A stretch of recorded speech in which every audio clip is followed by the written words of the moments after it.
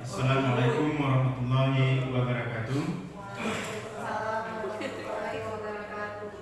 Alhamdulillah rabbil alamin, wassalatu wassalamu ala asrafil anbiya'i wal mursalin sayyidina Muhammadin wa ala alihi washabbihi ajma'in, amma ba'du.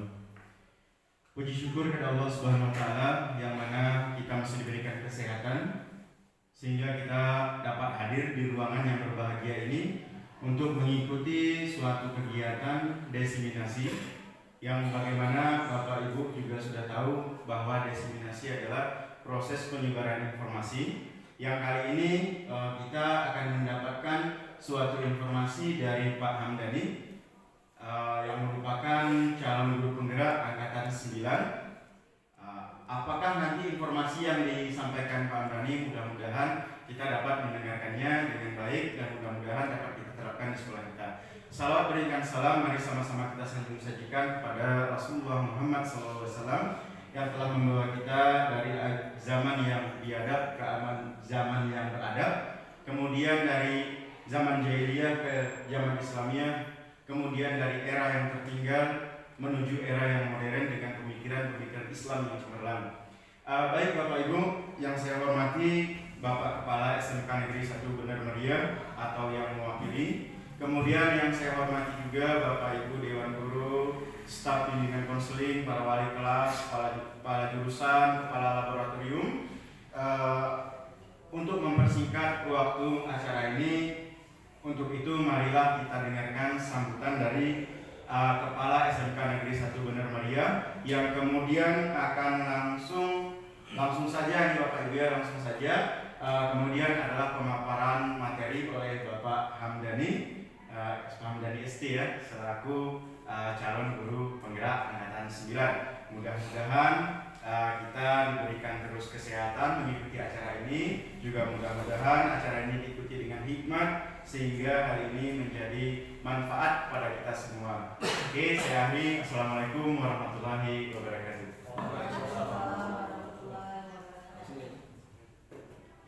Assalamualaikum warahmatullahi wabarakatuh. Waalaikumsalam.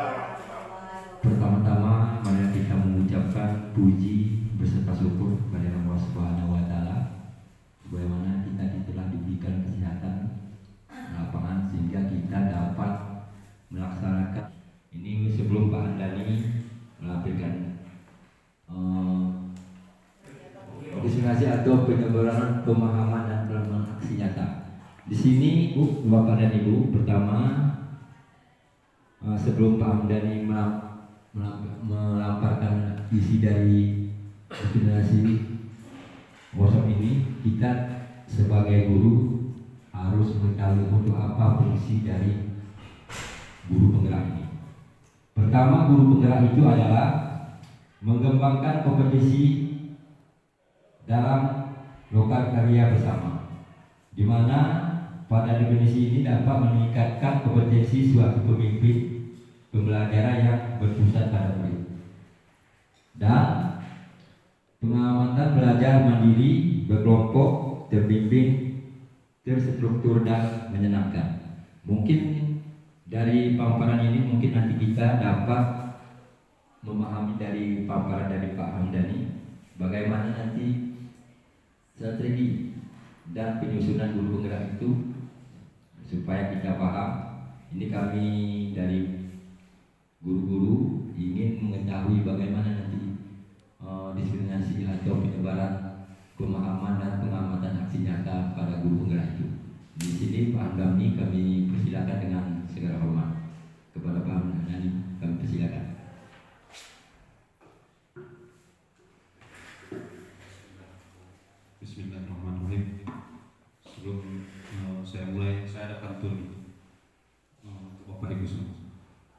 Guru SMK luar biasa, berbagi, belajar, dan berkarya.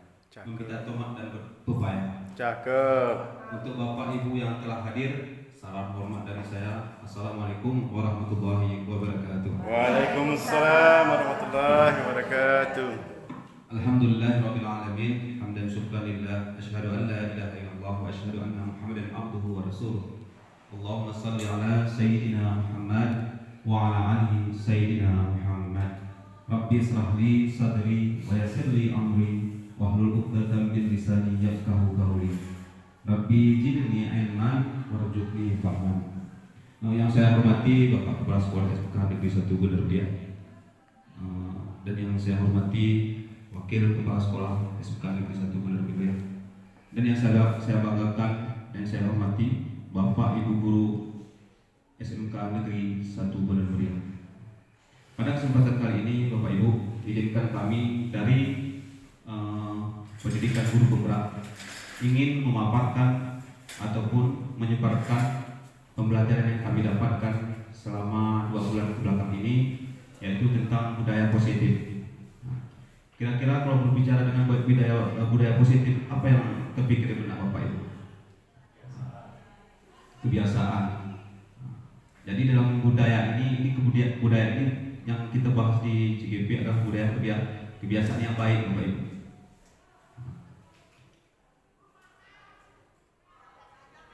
Selamat datang Bapak Ibu guru hebat. Mari belajar bersama, saling mendukung, berkolaborasi demi mewujudkan disiplin positif di sekolah kita yang kita cintai ini, Bapak Ibu. Jadi inilah materi yang kami pelajari sudah di koneksi antar materi, yaitu pertama filosofi pendidikan menurut Ki Hadi. Ini di PN hampir sama ya Bapak Ibu. Terus yang kedua nilai dan peran guru penggerak. Nah, sebagai guru penggerak itu ada nilainya, ada nilai dan perannya tersendiri. Yang ketiga, visi guru penggerak. Kemarin kita udah berdiskusi tentang penumpang, ya Bu ya. Ini adalah tujuannya di sini. Setelah itu, terakhir inilah budaya positif. Di modul kami yang terakhir ini adalah budaya positif. Inilah yang kami terapkan, yang kami paparkan nanti ke Bapak Ibu guru yang ada di SMK Negeri 1 Bener Dia. Terus selanjutnya ada 6 topik diseminasi atau penyebaran pemahaman eksplorasi yang harus dipahami, yaitu 1. Disiplin positif dan nilai-nilai kebajikan universal. Ini yang kita paparkan nanti Bapak Ibu. Terus yang kedua, teori motivasi, hukuman dan penghargaan dan restitusi. Terus yang ketiga, keyakinan kelas.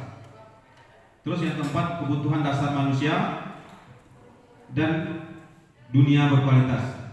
Terus yang kelima, itu restitusi dan 5 posisi kontrol. Yang keenam, segitiga restitusi. Dari ke-6 ini Bapak Ibu, ini keyakinan kelas nanti bisa kita terapkan nanti di kelasnya masing-masing. Karena ini budaya ini menurut saya sangat bagus. Karena dalam yang pemahaman saya, selama ini kita buat peraturan Bapak Ibu, buat peraturan di lokal, buat peraturan di kelas. Tapi setelah nanti kita paparkan seperti apakah keyakinan kelas ini sebenarnya. Dalam ini nanti kita bahas. Terus yang keenam ini segitiga restitusi. Ini tentang permasalahan ataupun kesalahan ataupun hukuman terhadap anak, seperti mana permasalahan yang kita selesaikan. Saya lanjut Bapak Ibu ya. Ini ada pertanyaan pemantik Bapak Ibu. Apakah Bapak Ibu setuju dengan pertanyaan ini? 1. Hukuman dapat mendisiplinkan anak. Kira-kira setuju nggak nih Bapak Ibu? Hukuman dapat mendisiplinkan anak. Setuju nggak kira-kira? Setuju? Kira-kira Bapak Ibu setuju? Hukuman dapat mendisiplinkan anak. Terus yang kedua, pemberian hukuman dengan hal positif seperti membaca atau membersihkan halaman sekolah dapat meningkatkan disiplin anak. Ini kira-kira setuju nggak? Setuju. Terus yang ketiga, memberi penghargaan dapat meningkatkan motivasi belajar anak. Kira-kira Bapak Ibu setuju? Oke, nanti kita bahas nih Bapak Ibu ya. Ini hanya pertanyaan pemantik. Ya. Di sini ini ada perubahan paradigma Bapak Ibu. Jadi di sini Bapak Ibu kegiatannya menggembalkan tangan. Ya. Ini adalah salah satu edukasi sebenarnya. Cuma ini nanti kalau dia di pertanyaan ini Anda ada A dan B dan teman Anda sebelahan sobeklah secari kertas kecil. Maksudnya nanti Bapak Ibu sobek, nanti Bapak Ibu genggam kertas itu, tulislah benda itu sesuatu yang sangat berharga untuk Anda dan letakkan salah satu tangan Anda dan genggam benda atau sesuatu tersebut dengan segala daya. Buatlah kepala. Jadi Bapak Ibu buat kepala nanti kawan yang sebelahnya membuka. Kira-kira bisa nggak dibuka? Nah, itu tujuannya di sini. Nah, di sini Bapak Ibu, teman Anda tadi mencoba untuk sekuat tenaga membuka kepala tangannya, membujuk, mengancam, menghardik, merayu, menyuap, apa saja agar dapat membuka kepala tangan Anda. Kira-kira Bapak bisa praktekkan sama teman.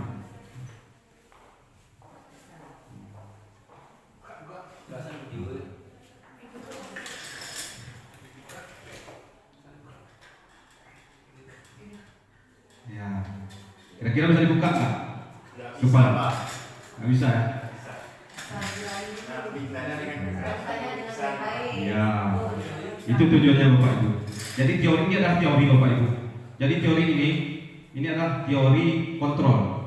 Jadi kontrol itu bukan tergantung pada orang lain, tapi tergantung pada diri kita. Kepala tangan ini tadi Bapak Ibu, ini kita lah yang mempunyai kontrol sendiri.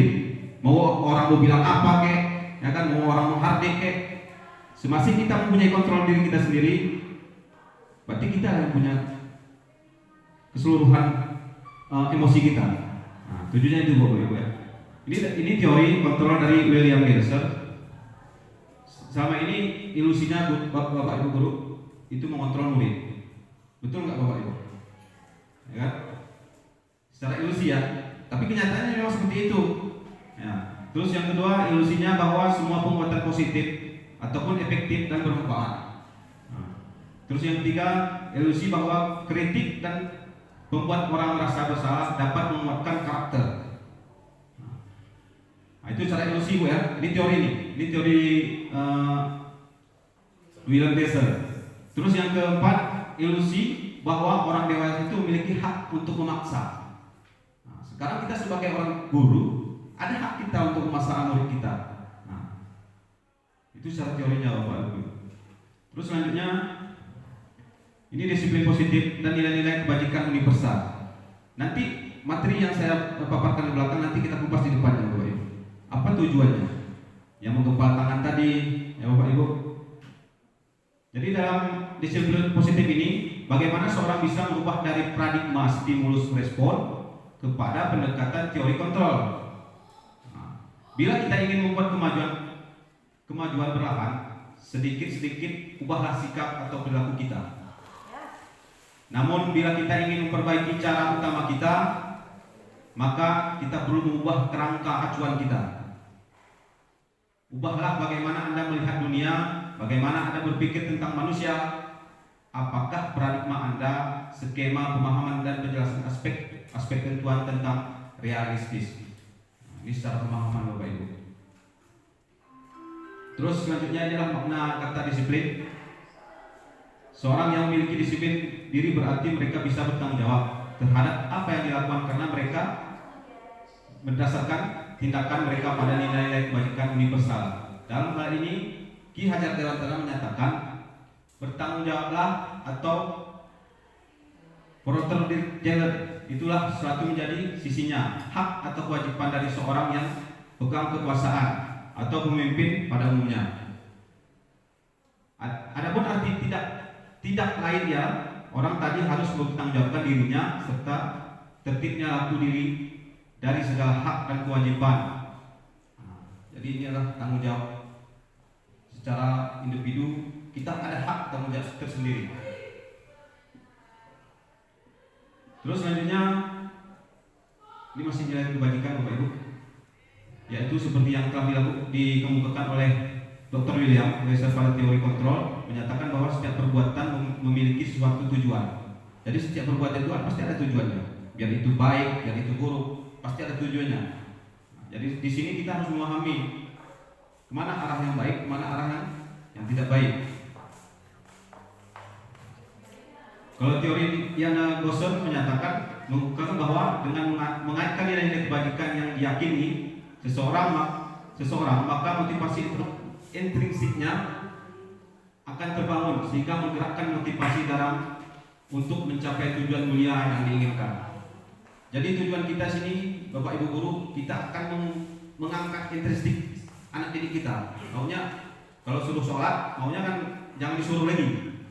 Supaya anak ini sholatnya kalau udah datang waktu berarti tentunya udah tahu kan, itu tujuannya, intrinsiknya. Terus selanjutnya bisa sama. Nah ini teori motivasi, hukuman dan penghargaan institusi. Ini harus yang kita pahami. 3 motivasi perilaku manusia, Bapak Ibu. Yang pertama untuk menghindari ketidaknyamanan atau hukuman. Yang kedua untuk mendapatkan imbalan atau penghargaan dari orang lain. Terus yang ketiga untuk menjadi orang yang mereka inginkan dan menghargai diri sendiri dengan nilai-nilai yang mereka percaya. Nah, ini adalah motivasi perilaku manusia yang 3.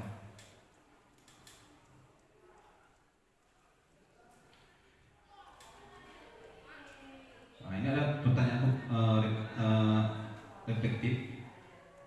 Kira-kira dalam masalahnya ini IPA kurang menguasai pelajaran matematika, sehingga pada saat pembelajaran tersebut berlangsung dia lebih banyak berdiam diri atau menggambar di buku pelajarannya.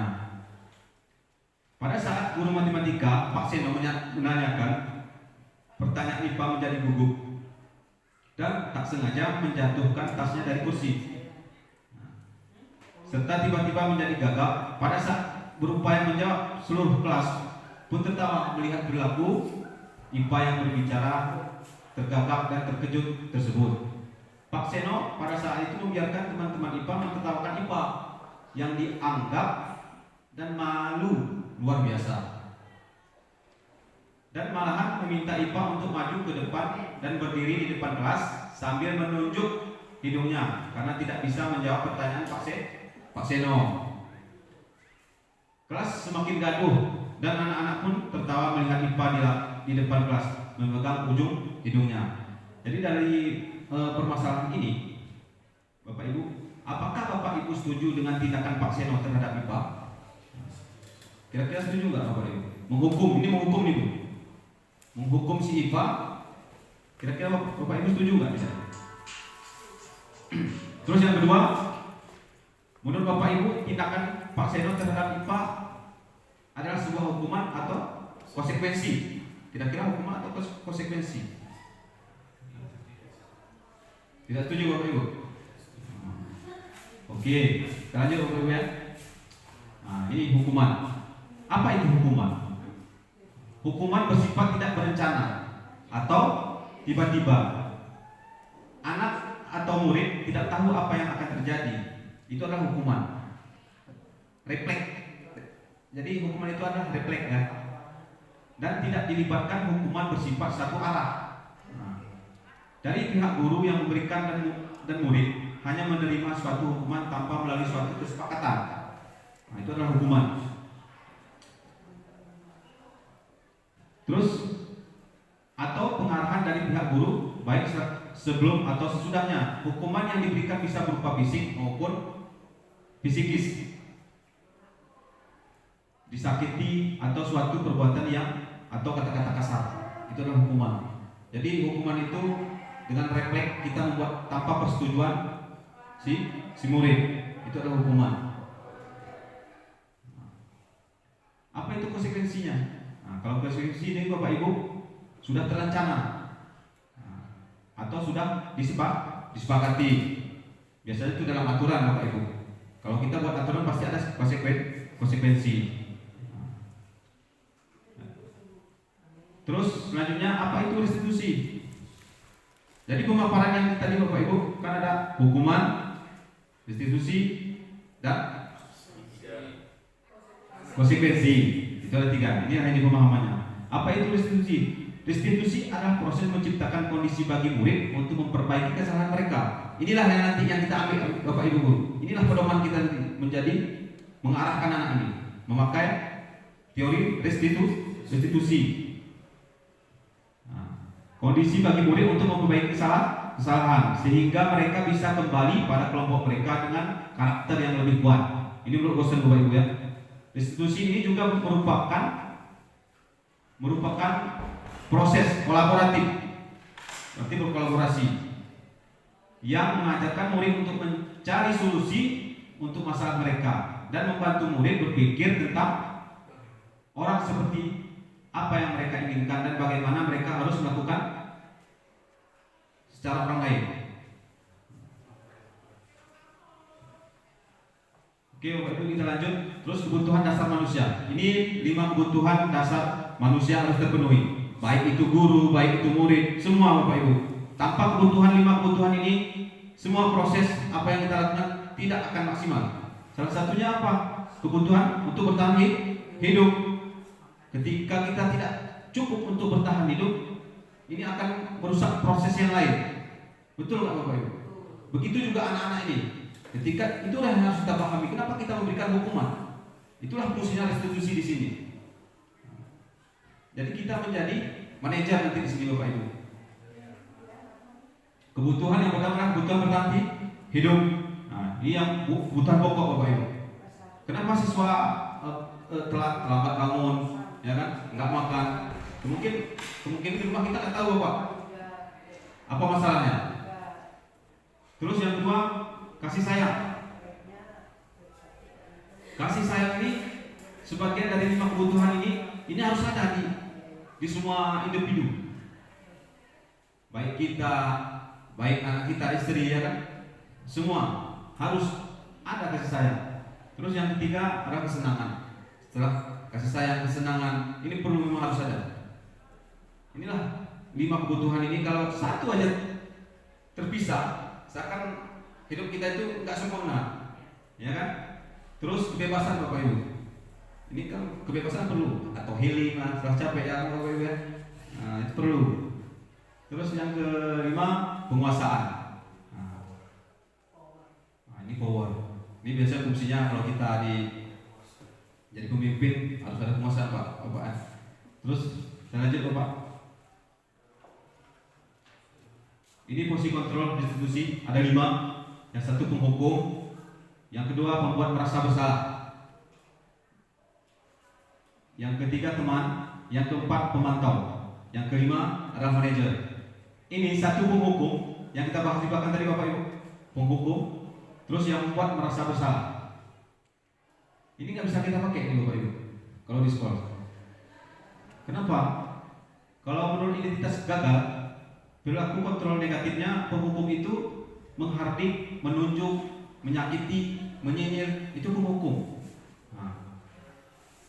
Terus membuat orang merasa bersalah, penceramah, menunjukkan kekecewaan yang mendalam. Biasanya kalau secara membuat orang bermasalah itu biasanya kita, ayolah, kan kita buat suatu untuk anak-anak, untuk mengikat kita, nanti kamu bapak dimarahin sama bapak ini, itu membuat rasa bersalah. Jadi siswa ini seakan-akan merasa bersalah dengan keadaan. Ya. Terus yang selanjutnya adalah menjadi teman. Ya. Ini teman ini membuat alasan-alasan untuk murid-muridnya. Ini biasanya kita kalau anak menjadi masalah, biasanya kita ajak dulu jadi teman, Bapak Ibu. Jangan langsung kita membuat rasa. Ini yang bisa nggak bisa kita pakai kalau untuk untuk mengontrol kondisi anak. Jadi yang kita pakai terutama menjadi teman. Terus yang ketiga, keempat pemantau. Nah, kalau pemantau ini menghitung dan mengukur. Biasanya kalau suruh sholat anak-anak ini kita pantau. Ya bahkan sebenarnya itu nggak boleh lagi. Tapi bagaimana karakter anak kita? Itulah yang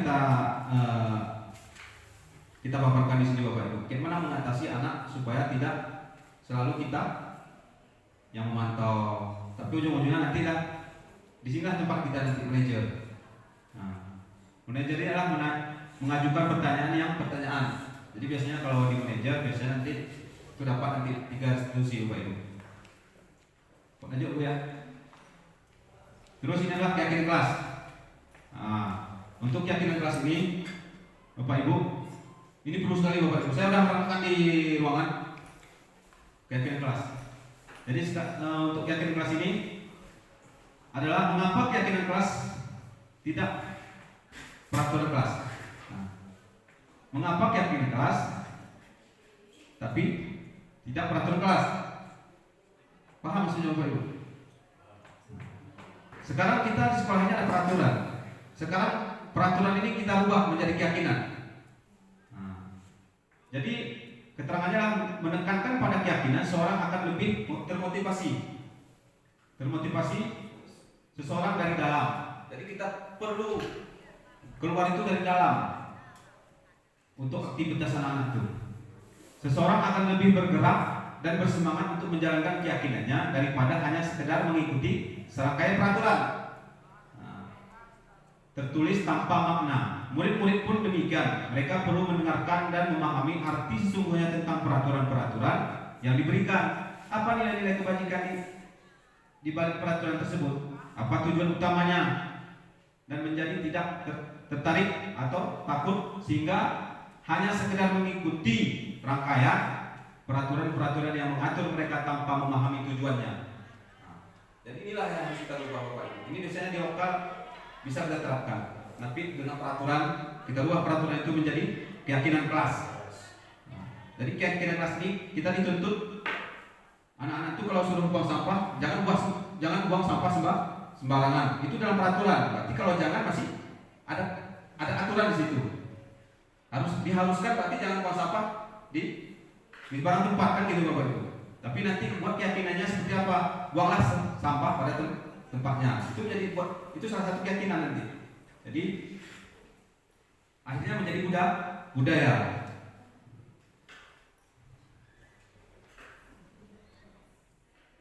Nah, ini ada keyakinan kelas 5. Selalu bersikap positif. Ini dari pemaparan keyakinan dan peraturan tadi Bapak. Contohnya selalu bersikap positif, senantiasa menjadi diri yang terbaik. Terus percaya dan menghormati orang lain serta barang miliknya. Biasanya kalau pinjam barang seperti apa. Terus berkomitmen terhadap setiap tugas. Terus selanjutnya senantiasa membantu. Ini adalah salah satu keyakinan kelas.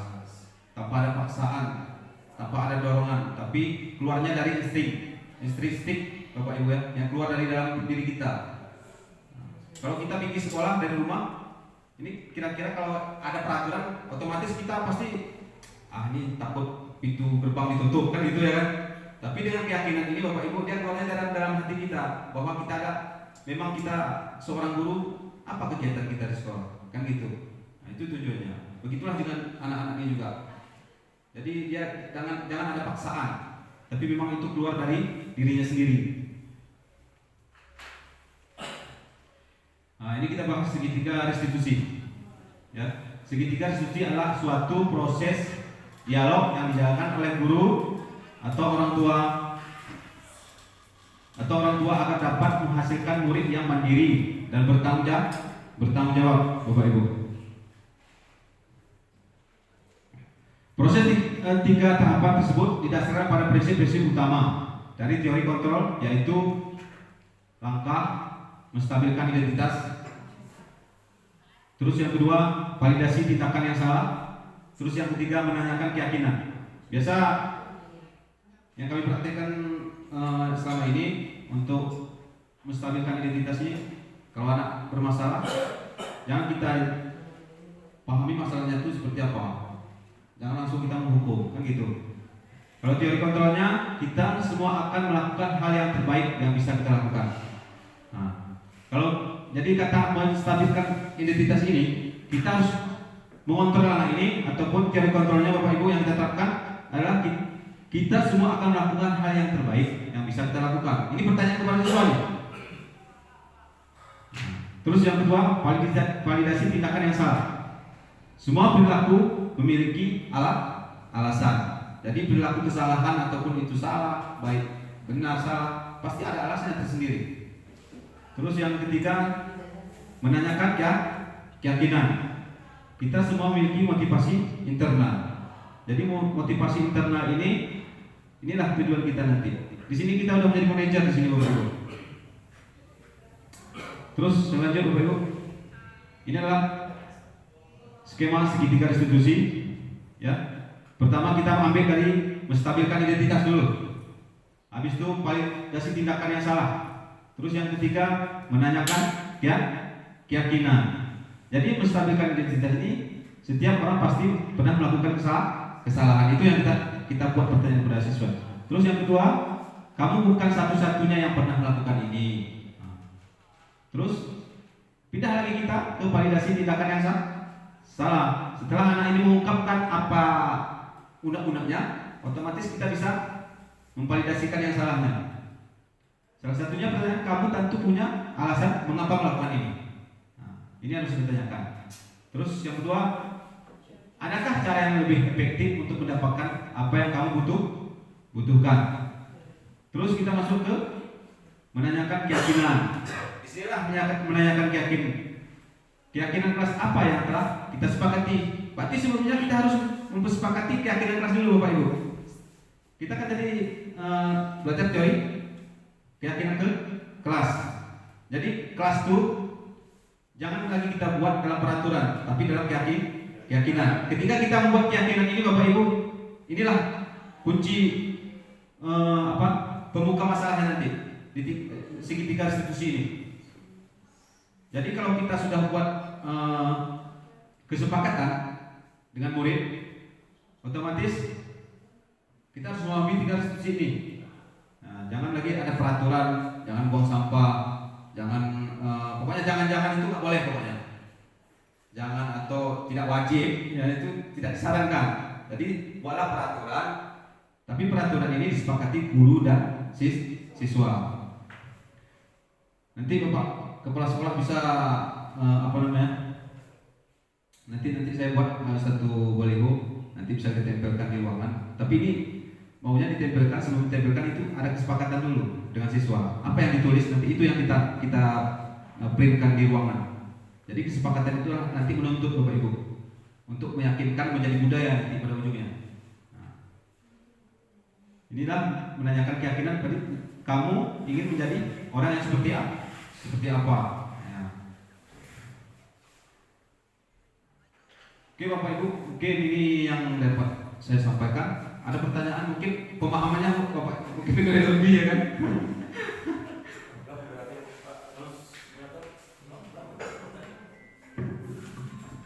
Mungkin dari Pak Agus, ada kurang Pak Agus. Sama-sama kita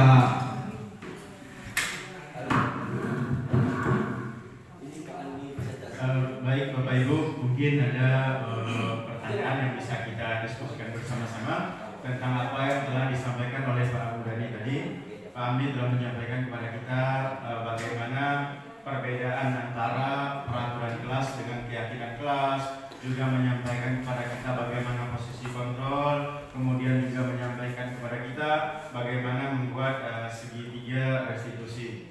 Mungkin ada yang mau kita diskusikan, Bapak Ibu dipersilakan. Oke, Pak Agus, silakan Pak Agus diskusi.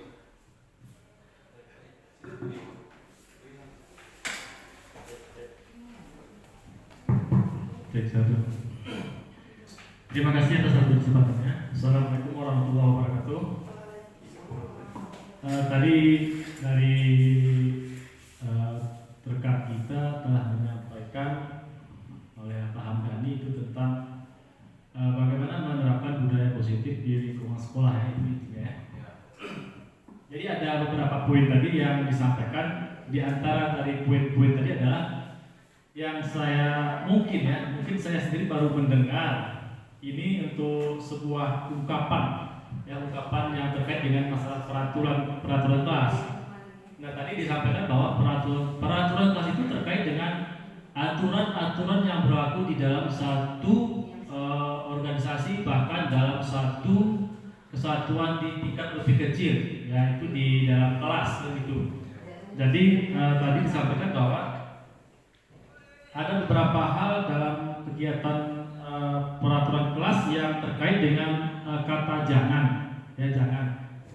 Tetapi dibuat dengan sebuah keyakinan, kan begitu. Kalau tadi saya diberikan contoh janganlah membuang sampah sembarangan, diganti dengan buanglah sampah pada tempatnya, kan begitu.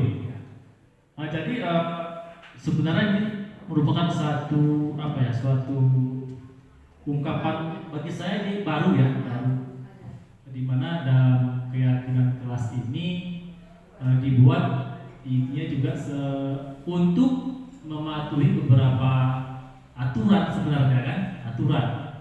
Nah, tetapi kalau seandainya ungkapan yang jangan itu dibuang, jadi saya teringat sebuah ayat Allah ya, katanya begini, janganlah kamu membuat kerusakan di muka bumi, kan begitu. Itu juga merupakan suatu aturan yang sebenarnya disampaikan kepada kita melalui firman-Nya, bahwasanya manusia itu memang betul-betul dilarang untuk melakukan kerusakan di muka bumi.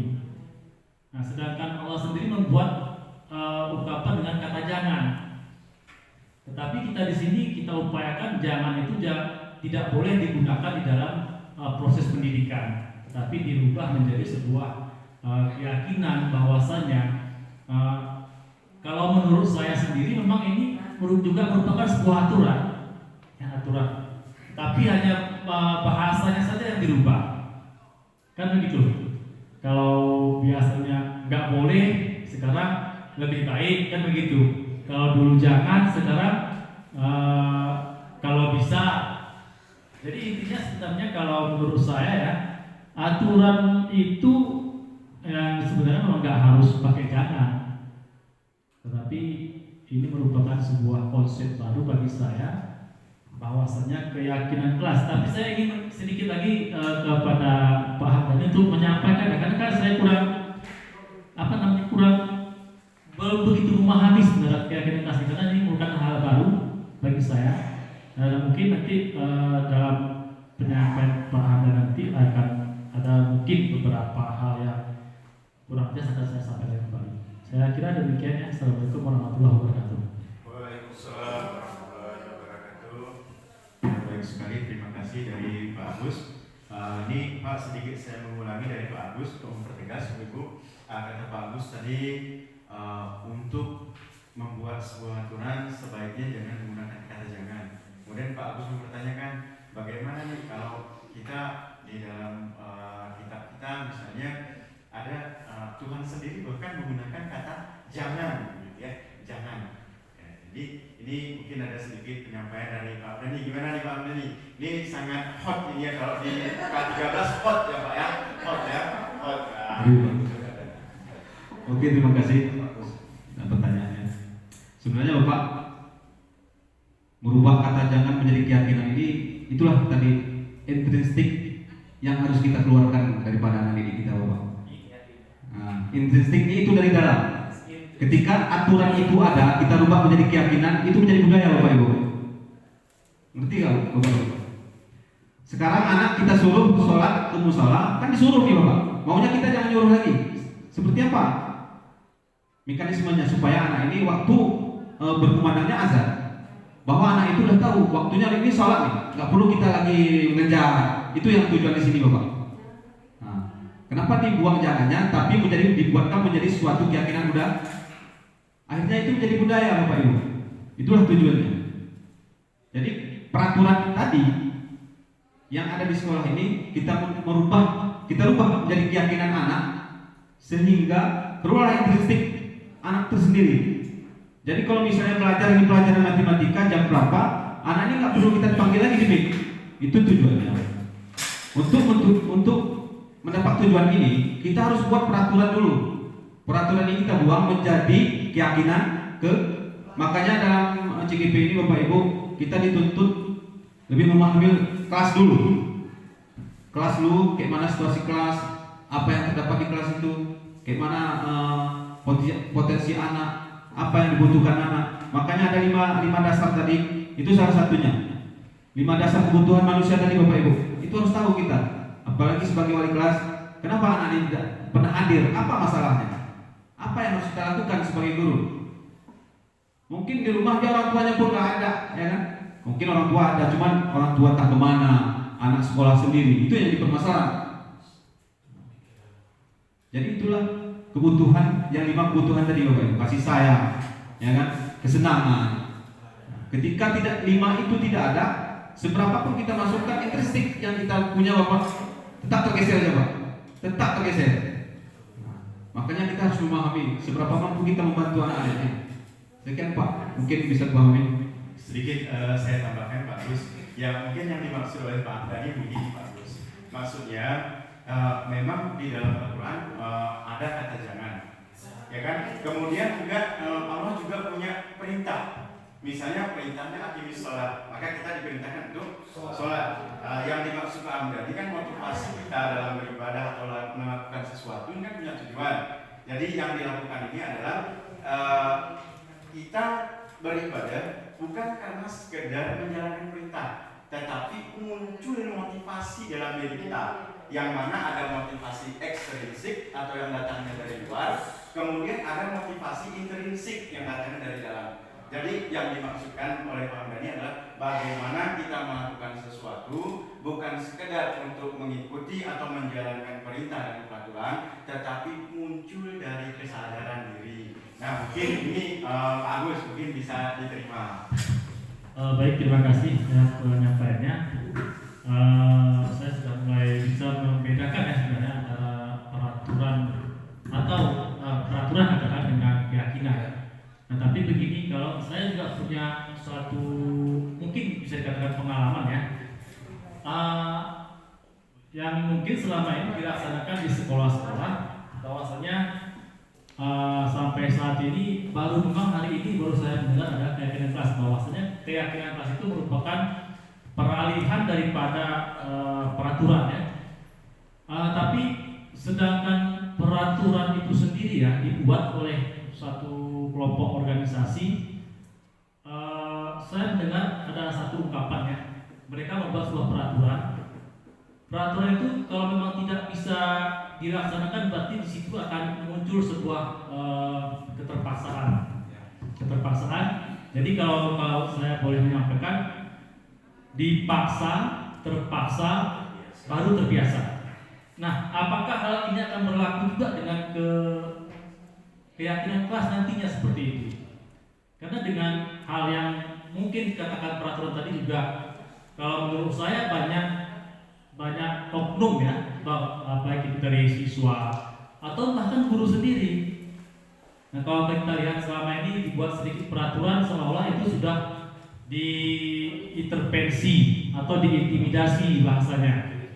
Nah jadi kalau dengan menggunakan kata-kata kasar saja kita sudah mungkin terlalu berat untuk melaksanakannya, apalagi untuk memunculkan. Tetapi di sini peraturan yang dibuat itu juga sebenarnya untuk menimbulkan sebuah motivasi di dalam diri kita, baik itu secara internal ataupun eksternal. Kalau menurut saya seperti itu. Nah, tetapi kalau dalam keyakinan kelas memang ada kata orang, kalau ada cara atau kata-kata yang lebih baik, kenapa tidak, kan begitu. Dan bagi saya keyakinan kelas ini merupakan suatu mutasi ya. Mutasi ya? Merupakan suatu perpindahan lah dari bahasa yang lebih baik lah, transisi ya, yang kita anggap selama ini seperti peraturan itu kasar, bahasanya kita rubah menjadi sebuah keyakinan. Nah, tapi apakah keyakinan ini perjalanannya sama seperti peraturan? Itu kita nggak tahu, tetapi kalau menurut saya memang tujuannya sama, ya, karena peraturan itu juga akan memunculkan sebuah motivasi dari dalam diri kita. Apalagi dengan keyakinan kelas, berarti secara tidak langsung keyakinan kelas ini kita berupaya untuk memunculkan dengan bahasa-bahasa yang lembut ya, dengan bahasa-bahasa yang lembut yang halus untuk siswa kita supaya mereka bisa menghindari kemungkinan-kemungkinan kesalahan yang akan mereka lakukan. Begitu ya Pak ya. Kalau menurut saya pemahaman seperti itu. Terima kasih Pak. Oke, terima kasih. Sebelumnya aplaus dulu Bapak Ibu untuk Pak Agus. Ya, ini aplaus dulu. Pak Amdani ada sedikit nih dari Pak Agus. Beliau mengutip sebuah teori pendidikan yang biasanya karena kita nih di Aceh Pak Amdani, di Aceh memang kita banyak pendidikan diawali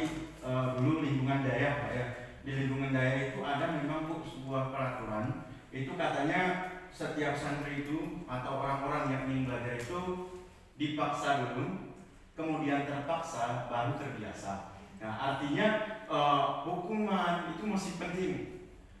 Hukuman ya, masih penting. Peraturan itu harus sangat ketat sekali. Nah, ini yang kemudian menjadi salah satu tantangan bagi kita guru penggerak. Bagaimana cara kita mengubah peraturan-peraturan mindset dari masyarakat yang tadinya peraturan berubah menjadi keyakinan. Jadi kalau di saya sendiri sebenarnya untuk mengubah peraturan menjadi keyakinan, sebenarnya peraturan ini dia tetap ada, bagus, dia tetap ada, peraturan itu tetap ada. Hanya saja peraturan yang kita buat itu peraturan yang tadi disampaikan oleh Pak Hamdani, peraturan itu kita sepakati dulu, kemudian kita komitmen dulu, jadi kemudian baru ada konsekuensi. Artinya tidak serta-merta merupakan hukuman yang tadi katanya satu arah, tapi dua arah ya Pak Hamdani ya, dua arah. Artinya siswa juga sudah tahu atau murid juga sudah tahu, kalau saya begini punya konsekuensi. Artinya enggak lagi kayak dulu kita melakukan hukuman itu dengan cara reflektif, tiba-tiba saja, dan hukumannya enggak jelas, hukumannya enggak mendidik. Jadi kalau dulu dari kurikulum kita berpindah, hukumannya itu bukan enggak ada, tetap ada, tapi berubah menjadi hukuman yang mendidik. Nah sekarang peraturan-peraturan kita ubah menjadi keyakinan. Misalkan peraturan tadi jangan buang sampah sembarangan, kita ubah menjadi saya mampu membuang sampah pada tempatnya, ini keyakinan. Atau kami mampu menjaga lingkungan kelas. Jadi semua diubah menjadi keyakinan. Mungkin ada yang mau ditambahkan Pak Mani? Mungkin dari pertanyaan Pak Agus sama Pak Nu agak paham, udah mulai paham Pak ya? Hah? Cuma ini hanya berubah. Jadi tujuan di sini Bapak Ibu, sebenarnya guru penggerak ini kan dominan kan bergerak dulu ya, bergerak, tergerak dan menggerakkan. Ketika dia mau menggerakkan orang kan tergerak dulu sebenarnya, itulah tujuannya. Begitu juga siswa ini Bapak Ibu. Digerakkan itu bukan berarti harus dipaksa. Itulah fungsinya ada ekstrinsik tadi dengan intrinsik. Itulah yang kita bangunkan kepada anak didik kita Bapak Ibu. Jadi disitulah timbul nanti segitiga restitusi tadi nanti Bapak Ibu. Jadi fungsi tiga restitusi ini adalah untuk menentukan bahwa hukuman itu perlu nggak untuk anak ini. Bahwa segitiga restitusi itu bisa mengatasi masalah anak itu tersendiri melalui dia yang buat masalah, dia yang mengatasi masalah, dia yang menyelesaikan pula. Begitu maksudnya tujuannya di sini Bapak. Jadi kita hanya sekarang manajer, itulah fungsinya manajer tadi Bapak.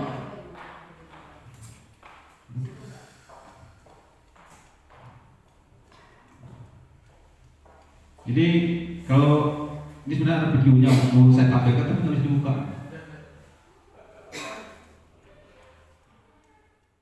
Ada video segitiga restitusi untuk memberi pemahaman lebih lanjut.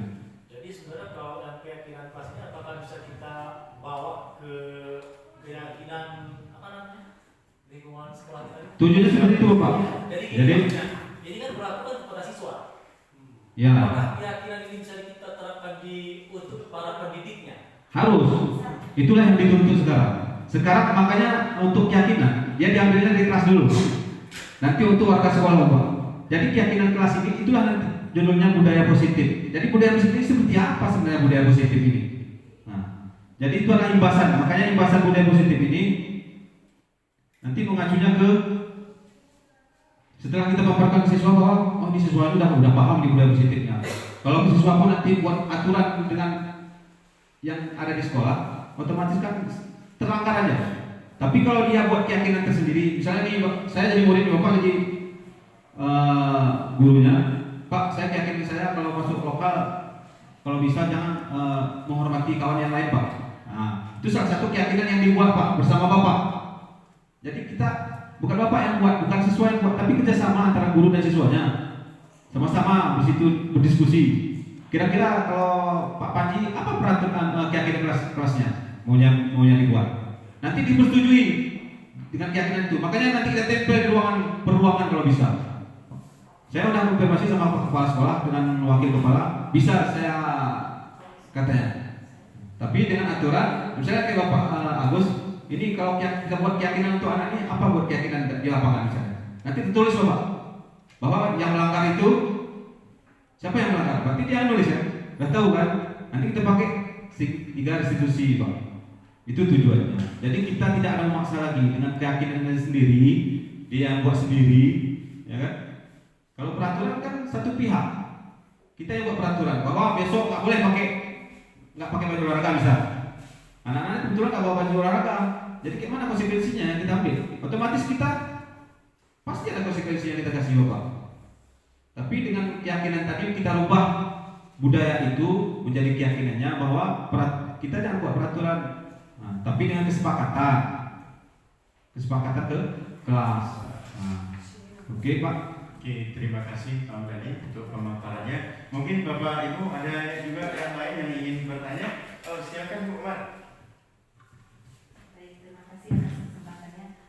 Kalau yang dari Bapak paparkan dan pertanyaan dari Pak Agus tadi, kalau saya masalah keyakinan itu, nggak bagusnya kita dari yang gurunya dulu gitu. Karena selama ini yang kita perhatikan itu bukan kita mau ini ya, tapi yang saya lihat memang gurunya sendiri aja kalau datang ke kelas saja bukan malah terus ke anak, dia malah dicenderung untuk ininya. Jadi gimana dia mau meyakinkan anak-anaknya dengan peraturan seperti itu, sementara kita sendiri lah, guru-guru sendiri masih berat untuk melaksanakan itu. Kalau segi saya ya, jadi yang saya perhatiin juga seperti itu. Yang mudah-mudahan ke depan dengan ada gebrakan dari Pak Hamdani ini, kita semua bisa berubah. Jadi lebih enaknya kalau menurut saya sih dari gurunya dulu, baru kita bisa menerapkan ke anak-anak. Jadi anak-anak juga bisa mencontoh mana sebenarnya kita bagusnya itu sebagai guru seperti apa kalau saya. Oke, terima kasih Bu. Pertanyaan bagus juga. Ini nantang nggak pertanyaannya? Kalau begini ya, Ini masih ada satu lagi Pak. Masih ada satu lagi.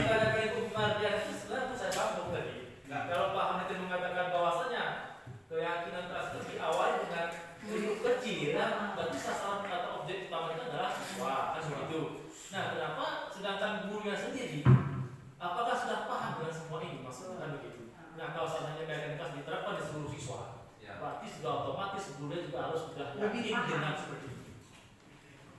Karena ini guru ini udah pasti ditiru, ya kan, di buku.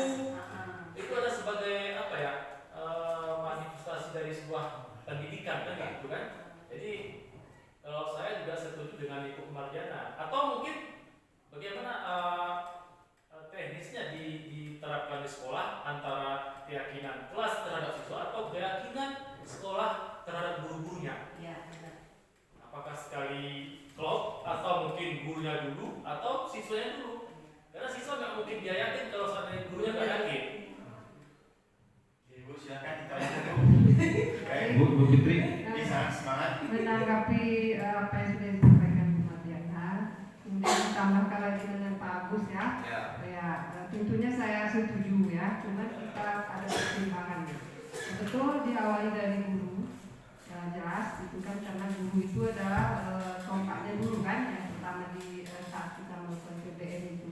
Guru itu intinya gitu ya, tapi yang perlu diperhatikan tidak semua guru ya mau berubah, berkembang. Jadi sebelum memahami karakter guru, karakter siswa, karakter guru juga harus kita perhatikan nih Pak Hamdani. Terutama ya kalau saya di bagian pengajaran saya melihat seperti ini. Guru muda itu dia termotivasi untuk berkembang, untuk maju, untuk membuat perubahan. Tetapi guru yang tua itu yang senior itu tidak. Mereka itu mencari titik aman pada posisinya. Nah, untuk lingkup yang lebih luas, ya kan. Jadi Pak Hamdani itu perlu penyesuaian atau semacam ini untuk mempelajari untuk penerapan ini ya kepada seluruh guru gitu ya. Karena kita tahu dari guru yang muda kita termotivasi, tapi dari guru-guru yang senior kita harus lebih lebih pertimbangan lah. Terutama dalam untuk membuat perubahan ini ya yang disampaikan Pak Hamdani gitu. Jadi perlu inilah Pak, semangat juang yang tinggi menurut saya untuk sekolah kita. Yang muda itu lebih mudah digerakkan, tetapi yang senior ini PR besar.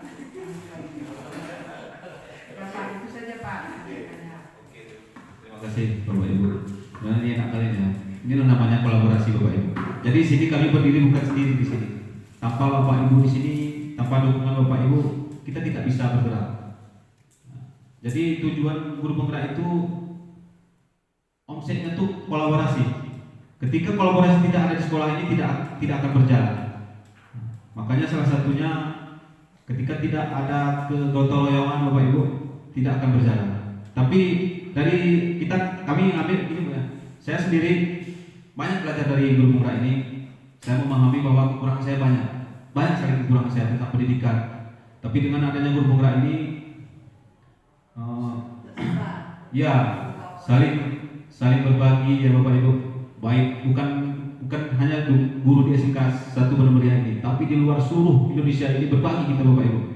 Seperti apa keadaan di luar sana dengan adanya berbagi, rupanya udah paham kita bahwa posisi kita sebenarnya di mana. Jadi untuk menggerakkan orang lain kita nggak perlu menggerakkan orang lain dulu, kan gitu.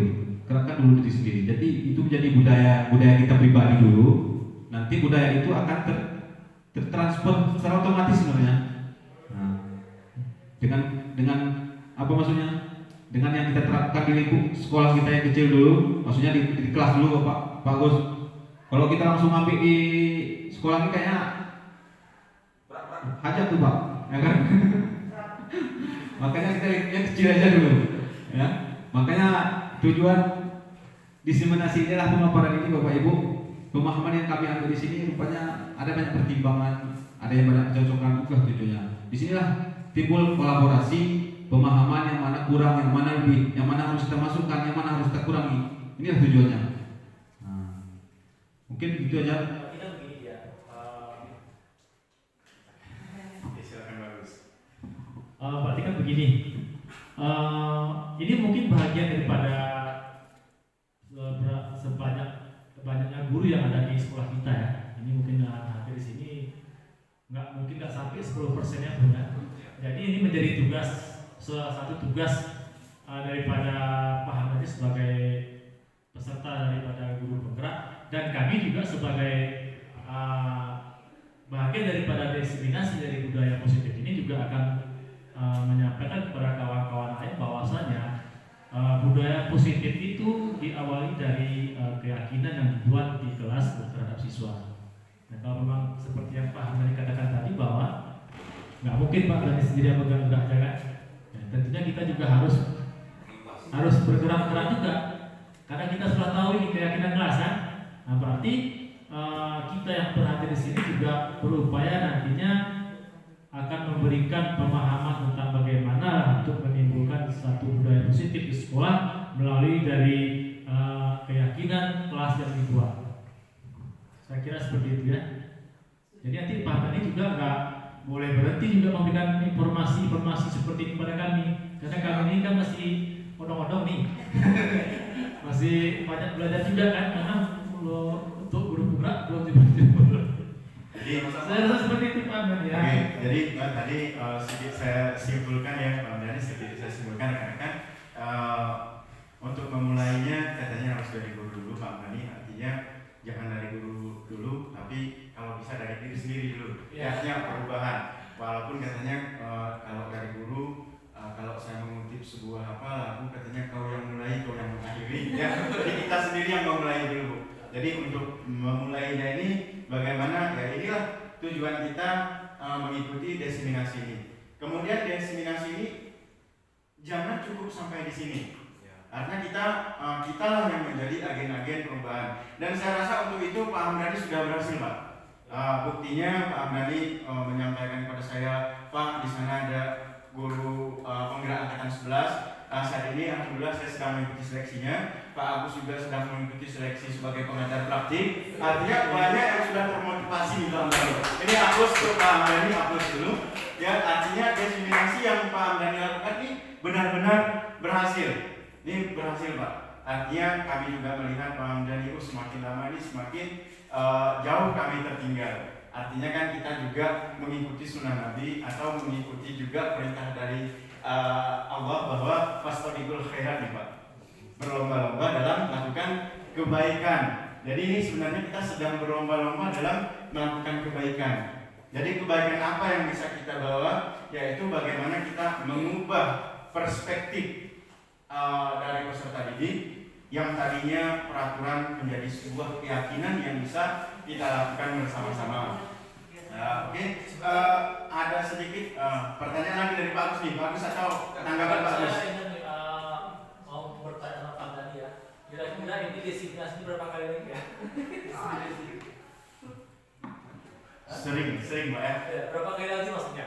Jadi kalau secara modul memang kita modul 1, 2, 3. Dari satu modul itu kan ada 4 ya, Pak. 4 saja. Jadi ini udah habis kami di modul 1. Jadi pengibahannya kepada Bapak Ibu. Ya. Kecewa saya. Nanti selanjutnya ada Bu Ramadhani. Tapi akan lulus. Ya. Sama-sama kita menggerakkan sekolah ini Bapak. Saya pun banyak belajar dari Bapak Ibu guru semua. Karena ini mungkin hari pertama saya mengikuti destinasi, karena yang selama ini saya mungkin ada di pagi mungkin nggak tertunda kan, tapi ternyata saya butuh yang seperti ini sebenarnya. Ya, itu yang saya harapkan juga Bapak. Nanti kita di luar sana nanti berbincang kembali ya. Memang di dalam daftarnya Pak itu sengaja dicantumkan Agus Tiarman Pak. Oh gitu ya? Iya, karena kan kami kan kemarin kan sudah menerima legalitasnya, sudah S2 Pak ya. Selamat juga untuk Pak Agus ini sudah berdiri sudah kan. Ini selamat untuk Pak Agus. Ya, jadi kami juga ingin mendapatkan pemikiran-pemikiran baru. Nah di sinilah Bu, selain ada guru penggerak, kemudian ada guru-guru senior, kan di sini kita saling berbagi pengetahuan, saling berbagi pengalaman. Jadi saya rasa Pak Amir memang sangat baik sekali. Mungkin ada lagi Pak Amrani atau dari Bapak Ibu yang ingin bertanya. Kalau tidak ada mungkin kita langsung saja ke statement plus ya dari Bapak. Mungkin ada pernyataan penutup atau penguatan kepada rekan-rekan tentang diseminasi atau penyebaran informasi yang telah kita sampaikan hari ini sebagai penguatan saja Bapak Ibu, supaya juga kita bisa buat di dalam catatan kita yang akan nanti kita sebarkan informasi ini kepada peserta didik kita, kepada rekan-rekan kita dengan tujuan adalah mengubah keyakinan kelas menjadi keyakinan di lingkungan sekolah kita Pak Rani. Oke, terima kasih Pak Wanji. Saya ucapkan terima kasih kepada Bapak Ibu yang telah berkontribusi dan menerima diskusi yang kami pelajari. Dan inilah salah satu, menurut saya ini termasuk keberhasilan, karena pribadi saya sendiri Bapak Ibu, saya sudah meyakini bahwa memang kita butuh yang seperti ini. Kenapa? Sebelumnya kita tidak tahu, sekarang sudah jadi tahu Bapak. Jadi dari 6 topik ini tadi Bapak, yaitu disiplin, teori, keyakinan kelas, dan kebutuhan dasar manusia. Ya Bapak Ibu, institusi, segitiga institusi ini adalah yang kita butuhkan sebagai guru Bapak Ibu. Jadi intinya kurang lebihnya nanti kita belajar lagi. Tapi minimal kita udah sedikit, saya sudah memberikan pemahaman kepada Bapak Ibu. Apalagi nanti yang ikut guru penggerak nanti otomatis dapat juga ilmunya. Banyak kali ilmunya Bapak Ibu. Rupanya saya dulu hampir nyerah juga kan, misal juga kan. Tapi ujung-ujungnya bagus juga. Cuma inilah, kalau kita tidak berkolaborasi tidak akan berjalan. Jadi kolaborasilah tujuannya di sini. Begitu baik di ruangan, di lingkungan sekolah. Sekarang saya sudah menerapkan, alhamdulillah siswa yang saya ampu di pelajar saya nggak pernah nggak hadir, tiap hari hadir. Kenapa? Mereka sudah merasa nyaman dengan kita Bapak Ibu. Dia merasa senang sudah belajar. Itulah yang kita tuntut sekarang. Bagaimana siswa ini nyaman, tenang, senang belajar dengan kita. Itulah tujuannya. Nanti pembelajaran berikutnya nanti masuk ke pembelajaran diferensiasi ya Bapak Ibu ya. Itu berkelanjutannya. Mungkin itu saja yang dapat saya sampaikan Bapak Ibu. Mudah-mudahan pemaparan ini dapat menjadi ilmu untuk saya sendiri dan untuk Bapak-Bapak Ibu semua. Saya akhiri, wabillahi taufiq wal hidayah. Assalamualaikum warahmatullahi wabarakatuh.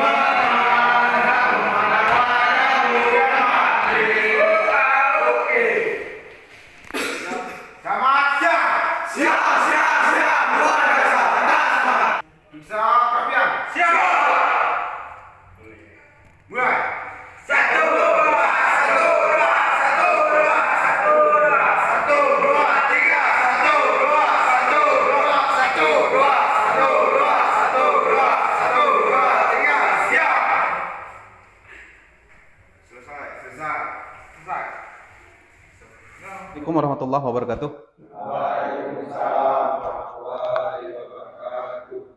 Alhamdulillahirabbil alamin. Hamdan syukranillah, asyhadu an la ilaha illallah wa asyhadu anna Muhammadar Rasulullah.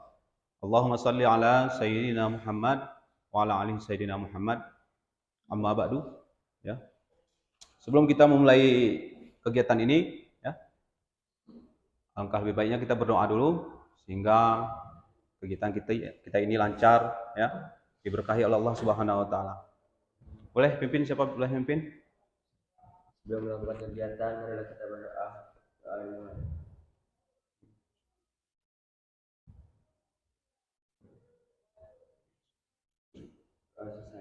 Oke, terima kasih. Ya, kami ya. Jadi, ya, Bapak perlu terangkan sedikit peraturan kelas dan atau bengkel. Ya. Jadi tata tertib kelas, bengkel, TPL adalah peraturan yang harus ditaati, ya kan? Kan harus ditaati kalau peraturan, ya kan? Dan dipatuhi dalam kelas supaya proses pembelajaran mengajar berlangsung dengan lancar. Itu adalah salah satu peraturan. Peraturan ini dibuat tanpa ada keterangan dari kalian, itu peraturan. Karena itu sekolah yang buat peraturan itu. Jadi sekarang peraturan ini kita rubah menjadi keyakinan, ya kan? Apa keyakinan kira-kira yang bisa kita buat? Ini khususnya untuk kelas 2 ini dan untuk di bengkel kita. Jadi tata tertib yang ada di bengkel itu kita rubah menjadi kalimat positif. Apa kalimat positifnya? Contohnya, jangan buang sampah di sembarang tempat. Ya. Itu kan kalimat masih negatif, ya, masih dalam peraturan. Jadi wajib kalian harus membuang sampah pada tempatnya. Jadi kita rubah kalimat itu menjadi kalimat yang positif. Berada di bengkel 5 menit sebelum jadwal praktek dimulai. Jadi kata-kata di sini siswa harus memulai, ya kan? Atau berada di bengkel sebelum 5 menit mulai pembelajaran. Jadi kalian harus diwajibkan bahwa kalian di situ harus sebelum 5 menit sudah ada di bengkel, itu di lokal. Sekarang peraturan itu pasti ada pelanggarannya, kan? Sekarang jangan jadi peraturan lagi. Jadi kalian yang buat sendiri, apa kira-kira nanti bisa tempel di kursinya. Terus selanjutnya membawa makanan dan minuman ke dalam ruang praktek. Ini tidak dibolehkan. Berarti kalau tidak dibolehkan berarti sifatnya peraturan, ya kan? Peraturan bengkel kan, kayak gitu kan? Terus meminjam peralatan menggunakan peminjaman. Itu peraturan kan? Itu peraturan yang ada di bengkel kan? Jadi sekarang peraturan ini kita menjadi berubah jadi kalimat positif. Apa kira-kira kalimat positifnya? Kalau kita masuk di bengkel, gimana kata-katanya? Menggunakan baju praktek. Jadi dalam peraturan tadi kita rubah menjadi kesepakatan ke kelas, atau keyakinan kelas. Jadi kesepakatannya apa? Apa makna kesepakatan ini? Kesepakatan kelas juga dikenal sebagai perjanjian, ya kan? Atau kesepakatan bersama, ya kan? Adalah perjanjian tertulis antara guru dan siswa. Biasanya berisi mengenai perilaku yang diharapkan dalam kelas untuk menciptakan lingkungan pembelajaran yang produktif. Jadi di sini kalau misalnya buang sampah, ya kan? Jangan buang sampah sembarangan. Berarti kalau kata-katanya menjadikan positif, buanglah sampah pada tempatnya. Ini udah positif tanpa ada aturan di situ, ya kan? Berarti harus kesadaran kita sendiri. Kita harus punya kesadaran kita sendiri. Contohnya, kalian di bengkel tidak menggunakan APD, sedangkan APD itu dalam sebuah aturan bengkel harus wajib kalian pakai. Tapi gunakanlah rasa kalian itu bahwa ketika kita tidak menggunakan APD, ini akan menimbulkan sesuatu pada kita. Contohnya seperti apa? Bisa kecelakaan, bisa terbakar, ya kan? Tahu APD kan? Apa? Alat pelindung diri. Jadi fungsinya untuk apa? APD itu ada di bengkel tapi tidak kita gunakan. Jadi itulah kita rubah kalimat yang tadi kalian diharuskan untuk menggunakan APD, tapi di sekarang dengan kesadaran kalian sendiri, APD itu kalian pakai tanpa pemberitahuan guru dan kawan lain. Maksudnya dengan kesadaran kalian sendiri. Ini kan mau ngelas nih. Kalau ngelas, kalau kena nanti tangan pakai sarung tangan lah, ya kan? Kita pakai sarung tangan. Tujuannya seperti itu. Ya. Ini Bapak bagi, ya. Nanti kalian tempel di depan tuh, ya. Untuk kesepakatan kelasnya. Atau kesepakatan mekanika.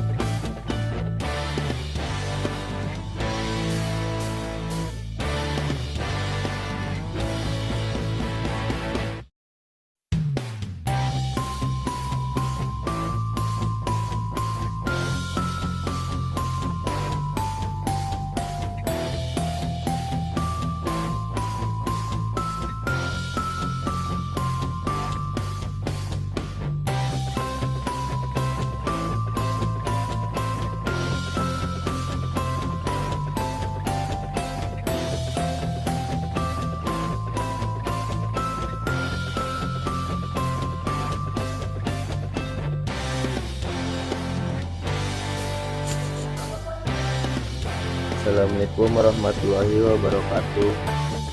Saya Rama Ganda Pratama dari 11 TPL ingin membacakan hasil kesepakatan. Nomor 1, menghargai orang lain, guru atau teman. Nomor 2, menjaga kebersihan diri. Nomor 3, sopan santun terhadap guru. Nomor 4, menghargai sesama teman, menghormati guru atau orang tua. Nomor 5, menghargai kawan. Nomor 6, menghargai yang lebih tua. Dan buanglah sampah pada tempatnya. Sekian dari saya. Assalamualaikum warahmatullahi wabarakatuh.